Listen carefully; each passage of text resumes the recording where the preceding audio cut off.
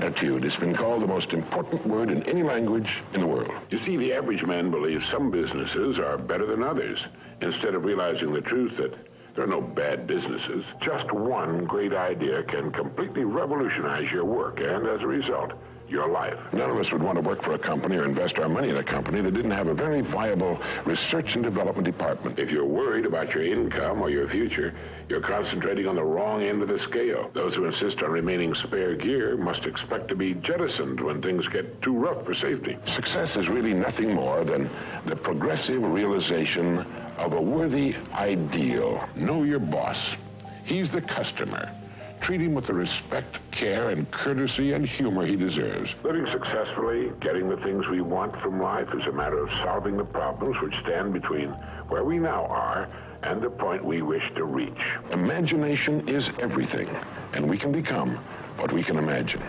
Attitude has been called the most important word in any language in the world, because it's our attitude toward our world, toward all the people in it, that will determine the world's attitude and all the people's attitude toward us. It's a simple thing. Most of us know it, but we tend to forget it. People will react to us according to our attitude. And our attitude is the greatest gift we can be given. You know, the little creatures of the world were given a wonderful gift by Mother Nature called protective coloring, in which they can blend into their background without being seen. But man was not given this great gift, because man was given an incalculably greater one. Only man has the godlike power to make his surroundings change to fit him, because his environment will change as he changes. A man's environment is a merciless mirror of him as a human being. And if he thinks his environment can stand a little improvement, all he has to do is improve, and his environment will improve to reflect the changing man. There's nothing more pitiful to my mind than the person who wastes his life running from one thing to another, forever looking for the pot of gold at the end of the rainbow, and never staying with one thing long enough to find it. No matter what your goal may be, perhaps the road to it can be found in the very thing in which you're now engaged. You see, the average man believes some businesses are better than others, instead of realizing the truth that there are no bad businesses. There are just those people who don't know enough to see the opportunities in the work they're in. No matter what our work happens to be, it's our business. We're the manager. If there seems to be no future or opportunity in it, it isn't always because it's not there, but perhaps only because we can't see it. I want to recommend that you take just 1 hour a day, 5 days a week, and devote this hour to exercising your mind. Pick 1 hour a day on which you can fairly regularly count. And during this hour every day, take a completely blank sheet of paper. At the top of the page, write your present primary goal, clearly, simply. Then, since our future depends upon the way in which we handle our work, write down as many ideas as you can for improving that which you now do. Try to think of 20 possible ways in which the activity that fills your day can be improved. You won't always get 20, but even one idea is good. Now remember 2 important points with regard to this. 1, this is not particularly easy, and 2, most of your ideas won't be any good. Now, when I say it's not easy, I mean it's like starting any new habit. At first, you'll find your mind a little reluctant to be hauled up and out of the old familiar rut. But as you think about your work and ways in which it might be improved, write down every idea that pops into your mind, no matter how absurd it might seem. Let me tell you what will happen. Some of your ideas will be good and worth testing. The most important thing this extra hour accomplishes, however, is that it deeply embeds your goal into your subconscious mind, starts the whole vital machinery working. And 20 ideas a day, if you can come up with that many, total 100 a week, even if you don't think on weekends. An hour a day, 5 days a week, totals 260 hours a year, and still leaves you 3,740 hours of free leisure time.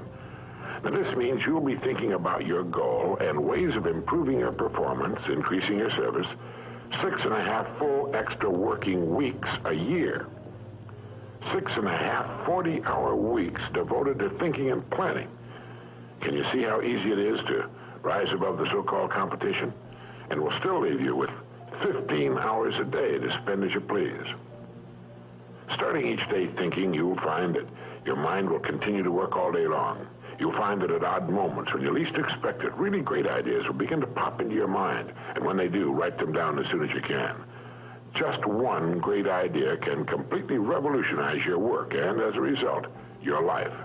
None of us would want to work for a company or invest our money in a company that didn't have a very viable research and development department. That is, pumping a good percentage of its profits back into research and development because its future depends on it. But so does a man's. And you might ask yourself, how much of your own take-home pay have you spent during the past year for materials calculated to make you smarter this year than you were a year before? Calculated to make you a little better, a little bigger as a human being, to perhaps love a little more and hate a little less and do a little better job than you did a year ago. How much money are you pumping back into yourself and your future? It's worth thinking about. Our rewards in life will always match our service. It's another way of saying, as ye sow, so shall ye reap. And it's been written in many ways, in every language on earth. I like to think of this law in the form of a giant apothecary scale. One of the bowls is marked service, and the other is marked rewards. Now, whatever we put into the bowl marked service, the world will match in the bowl marked rewards. If any person alive is discontented with his rewards, he should examine his service. Action, reaction. As ye sow, so shall ye reap. What you put in will determine what you must get back in return. So simple, so basic, so true, and yet so misunderstood. If a business is not expanding to the quick and exciting tempo of the times, it must examine its contribution, its service. If a person is unhappy with his income, he must examine and reevaluate his service. Never before in the history of the world have human beings been so interdependent. It's as impossible to live without serving others as it would be to live if others were not constantly serving us. In thinking of ways of increasing your service, read books on your specialty. Read what others have found to work well for them. But at the same time, think of original and creative ways of increasing your service, ways that are unique with you and the way you are. Each morning and during the day, ask yourself this question: how can I increase my service today? Knowing that my rewards in life must be in exact proportion to my service. Now do this every day and you will have started to form one of life's most valuable habits. Horace Mann wrote, "If any man seeks for greatness, let him forget greatness and ask for truth, and he'll find both." You see, you can cut away all the confusion and complications and nagging worries and vague, half-formed fears by returning to the great truth, the great laws, the great verities on which all success, all accomplishment, the whole world is built. If you're worried about your income or your future, you're concentrating on the wrong end of the scale. Look at the other end. Concern yourself only with increasing your service, with becoming great where you are, and your income and your future will take care of themselves. The great steel magnate Andrew Carnegie, when asked the formula for success, answered, "Put all your eggs in one basket, then watch the basket." Let's be frankly realistic. Who gets laid off work during an economic slump? Well, what gets thrown over the side when a ship is in danger of going down? Everything not absolutely vital to the operation of the craft and the safety of its passengers. And it's the same with a business or any other organization. With a corporation, its main purpose is to remain in business forever. As long as it remains in business, it can provide a needed product or service, protect the investment of those who have faith in it, and provide jobs for those who are vital to its continuity of operation. It's the duty of management to protect the firm and the people who depend upon it, just as it's the captain's duty to do everything in his power to keep his ship sailing. All a person needs to do is to make certain that he or she is a vital part of his business or organization. Those who insist on remaining spare gear must expect to be jettisoned when things get too rough for safety. Nobody, particularly the captain, likes to see cargo thrown over the side, but if it'll help save the ship, there's simply nothing else to do. That's why people are laid off. It has nothing to do with management and labor relations or personalities, and in the long run, it's best for everyone, since once smooth sailing has again been reached, additional employment can be made available. So each of us must decide whether we want to be part of the cargo or a member of the crew. Most people don't know what success is all about. And since they don't know what it's about, they really don't know where to look for it. Success is really nothing more than the progressive realization of a worthy ideal. This means that any person who knows what he's doing and where he's going is a success. Any person with a goal toward which he's working is a successful person. This means that the boy in high school who's working toward a diploma, or the boy in college toward a degree, is just as successful as any human being on earth, because he knows what he's doing, why he's getting up in the morning, and where he's going. But conversely, if a person doesn't know what he's working toward, what it is he wants, doesn't have a goal toward which he's working, then he must, at least by this definition, be called unsuccessful. Why isn't then, with this simple definition, why isn't everyone successful? Should be easy. Yet surveys indicate that 19 out of 20, 95% at least, are not. In fact, a survey one time asked thousands of working men why they got up in the morning and went to work, and 19 out of 20 didn't know.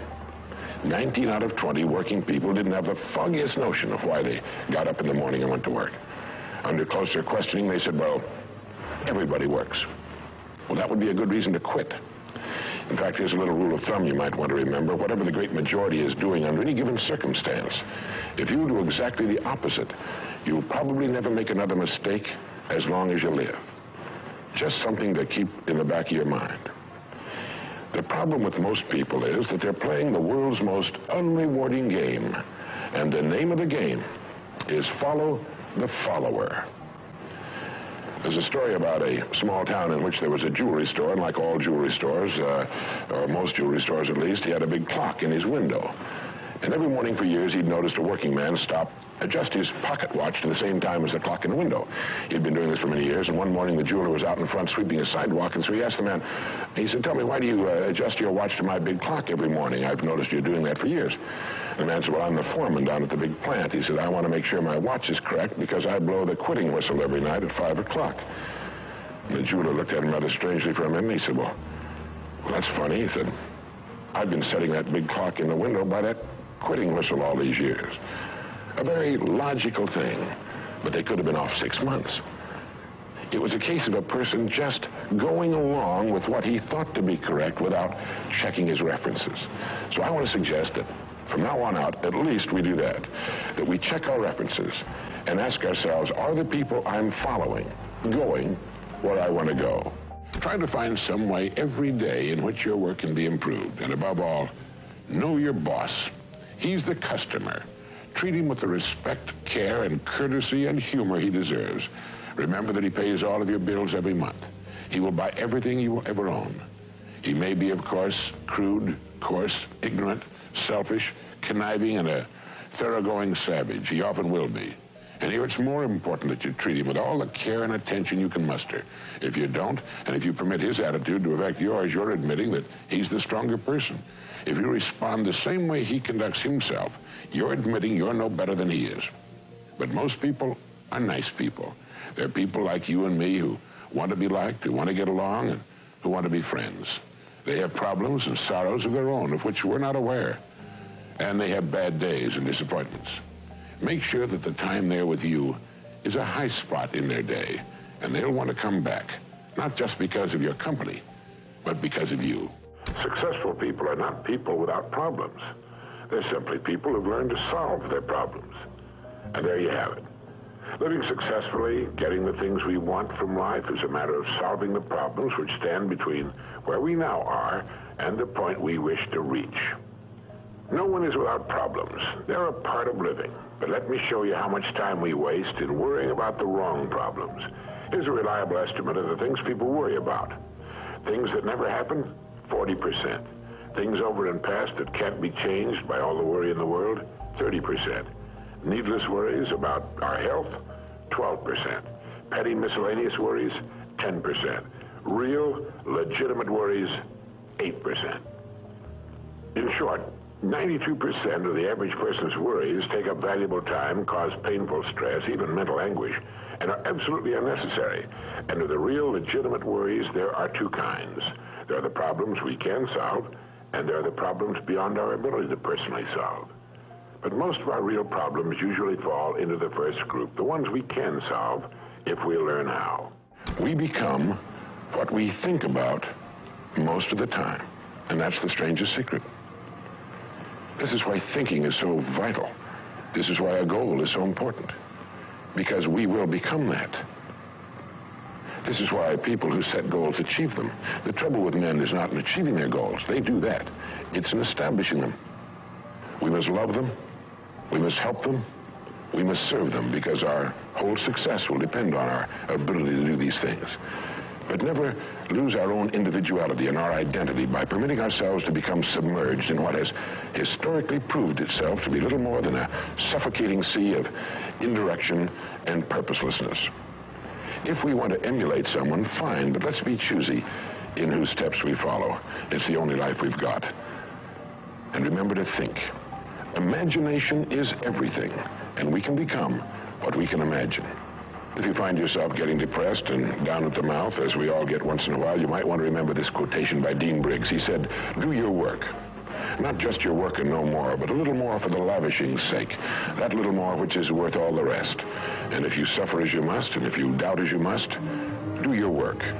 Put your heart into it, and the sky will clear. And then out of your very doubt and suffering will be born the supreme joy of life."